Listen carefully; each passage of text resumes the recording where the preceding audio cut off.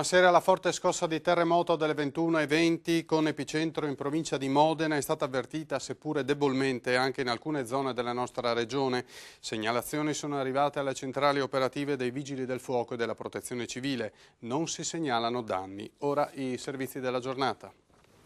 Perplessità sulla decisione del CDA dei Generali di sfiduciare l'amministratore delegato Giovanni Perissinotto, ravennate di nascita ma Triestino d'adozione, preoccupazione per il futuro di Trieste nelle strategie della compagnia.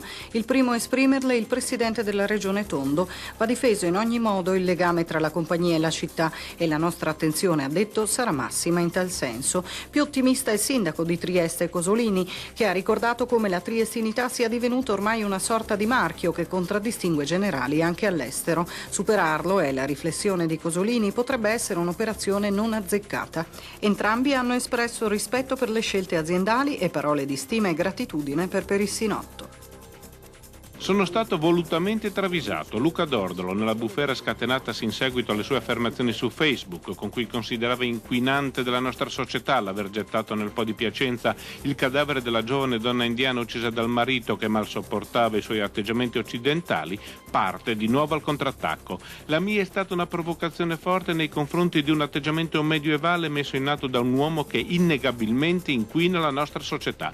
Sul versante strettamente politico, Dordolo conferma la sua sospensione della Lega Nord, ma solo quella. Nessuna decisione in merito all'incarico di capogruppo della Lega in Consiglio Comunale e alla segreteria del Presidente del Consiglio regionale.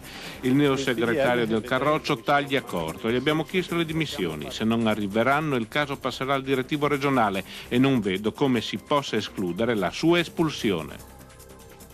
Sarà presentato domani mattina il nuovo piano generale del traffico di Trieste, maggiore impiego dei mezzi pubblici e meno automobili private nel centro cittadino, le sue linee guida. Fra i cambiamenti nella vita quotidiana di automobilisti e cittadinanza, la pedonalizzazione di via Mazzini e via Imbriani e Corso Italia riservato solo agli autobus. Il piano prevede anche la riqualificazione di diverse arterie, con una nuova pavimentazione, l'ampliamento dei marciapiedi, la creazione di aiuole verdi e di piste ciclabili. Il piano, approvato in giunta a febbraio, è stato poi sottoposto in questi mesi all'esame di circoscrizioni e cittadini. Con le modifiche apportate tornerà in giunta, quindi in autunno sarà discusso in Consiglio Comunale. Basket, la Cegas comincia con una sconfitta anche la seconda serie di finale per la promozione in Lega 2. Al Palatrieste Chieti si è imposto per 72-65 al termine di una partita molto equilibrata.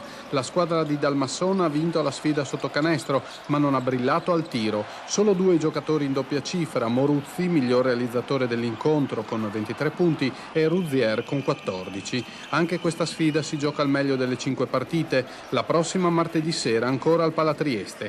Battuta anche Corno di Rosazzo nella prima gara della finale per la promozione in divisione nazionale A. I friulani hanno perso nettamente a Ferrara per 86-47. Secondo incontro mercoledì a Corno di Rosazzo. In chiusura il consueto sguardo alle previsioni del tempo a cura dell'Osmer. Domani su tutta la regione cielo da nuvoloso a coperto con temporali diffusi e piogge da abbondanti ad intense. A Trieste le precipitazioni arriveranno probabilmente un po' più tardi. Sulla costa soffierà vento da sud moderato. In serata miglioramento a partire dall'Alta Carnia. Bene, anche per oggi abbiamo concluso. Grazie a tutti dell'attenzione e buonanotte.